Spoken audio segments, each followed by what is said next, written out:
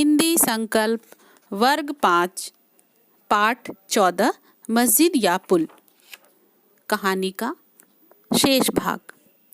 बच्चों, इसके पहले के वीडियो में आपने जाना कि अकबर वेश बदलकर गोमती के किनारे घूम रहे थे।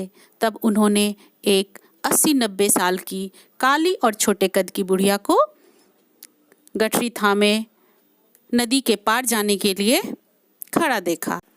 वहाँ कोई मल्लाह नहीं था। सूबेदार के द्वारा अपने कार्यों की लापरवाही के कारण बुढ़िया गुस्सा हो रही थी। अब आगे। बुढ़िया थोड़ी देर चुप होकर फिर बोलने लगी। मुंशी से शिकायत करो तो कहता है तुम रोज रोज पार जाती ही क्यों हो? अरे पार नहीं जाएंगे तो खाएंगे क्या? हमारा कुम्हार का धंधा कैसे चलेगा? गांव में ग्राहक ही कहाँ मिलता है भला?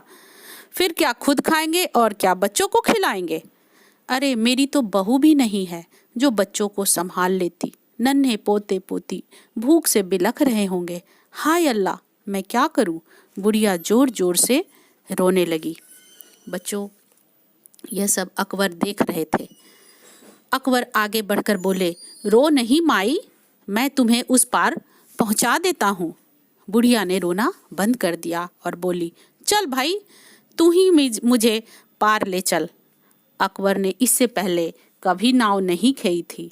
उन्होंने कभी पहले नाव नहीं चलाई थी। बुढ़िया बादशाह के चप्पू पकड़ने के ढंग को देखकर बोली, अरे तुझे तो चप्पू भी ठीक से पकड़ना नहीं आता, तू पार क्या ले जाएगा? तब अकबर ने कहा, मैं संभल कर धीरे धीरे ले चलूंगा माई, तू घबरा मत। अकबर ने बुढ़िया को धीरज बंधाया। बुढ़िया के सामने और कोई दूसरा रास्ता भी नहीं था। बच्चों, मरती क्या ना करती, बुढ़िया नाव में बैठ गई। अकबर जी जान से नाव खेने लगे, मतलब नाव चलाने लगे, मगर नाव कभी इधर जाती तो कभी उधर, क्योंकि अकबर को तो नाव चलाना आता ही नहीं था।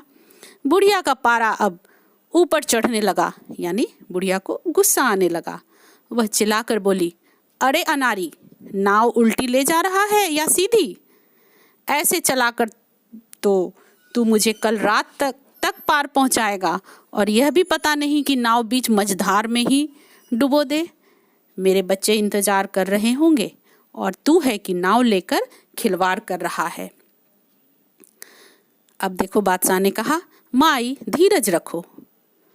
किंतु बुढ़िया बोले जा रही थी, असल में तो इन सब बातों का जवाबदेह बादशाह ही होता है, मगर बादशाह तो मुबारक खान की चिकनी चुपड़ी बातों से खुश होने लगा है। उसे असलियत कौन बताए कि यहाँ मस्जिद की नहीं, एक पुल की जरूरत है। पुल न होने के कारण इस पार से उस पार जाने वाले लोगों को कितनी परेशानी होती है। तब अकबर ने पूछा, माई क्या परेशानी होती है? तब बुढ़िया ने कहा, अरे भाई, पुल न होने पर उस पार कोई वैद्य या हकीम भी जाने को तैयार नहीं होता है। फिर बुढ़िया बोली, सुना है आजकल अकबर यहाँ आया है। अगर कहीं वह मुझे मिल जाता तो मैं उसे बताती कि ओ दुनिया जहान के मालिक बादशाह, अगर तू सचमुच ही लोगों का भला चाहता है तो पहले यहाँ पुल बनवा, मस्जिद नहीं। बुढ़िया देर तक इसी तरह बड़बड़ाती रही। बच्चों, चारों ओर अंधेरा छा गया। आसमान में तारे छिटकने लगे। अंत में नाव किनारे तक पहुंच ही गई। नाव में से लड़खड़ाती हुई बुढ़िया किसी तरह किनारे पर उतरी। अकबर ने उसे संभालते हुए कहा, चल माई, अंधेरा हो गया है, कहीं तुम्हें ठोकर न लग जाए, मैं तुम्हें तुम्हारे घर पहुंचा देता हूँ। यह कहकर अकबर ने बुढ़िया को उसकी गठरी समेत गोदी में उठा लिया और घर तक ले गए। बच्चों, जब बुढ़िया घर पहुंची तो देखा कि उसके घर में कोहराम मचा है। बच्चे भूख से बिलख बिलख कर रो रहे हैं। उसका रोना देखकर बुढ़िया को मल्लाह पर बड़ा गुस्सा आया। उसने उतरते उतरते उसके दोनों गालों को जोर से खरोच दिया और बोली, आज तूने मेरे बच्चों को भूखा मार डाला। बच्चों, पहले तो बादशाह की आंखों में खून उतर आया, यानी बहुत गुस्सा हो गए बादशाह। उन्होंने अपने आप को संभाला और मन में सोचा, मुझे तो इस बुढ़िया का एहसानमंद होना चाहिए कि इसने मुझे सच्चाई और असलियत का एक सबक सिखाया है। शुक्रिया। बुढ़िया को शुक्रिया कहकर बादशाह चुपचाप वहां से चले गए। अगले दिन शीशे में अपने खूबसूरत शाही लिबास और रत्न जड़ित आभूषणों के साथ अपने गालों पर खरोच के निशान देखकर बादशाह मुस्कुरा दिए।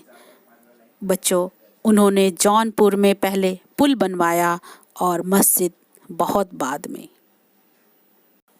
बच्चों, यह कहानी हमें कर्तव्य पालन, सूझबूझ, परोपकार, सहायता करना, उत्तरदायित्व, आदर भाव और शिष्टाचार की सीख देती है। आज के लिए इतना ही। धन्यवाद।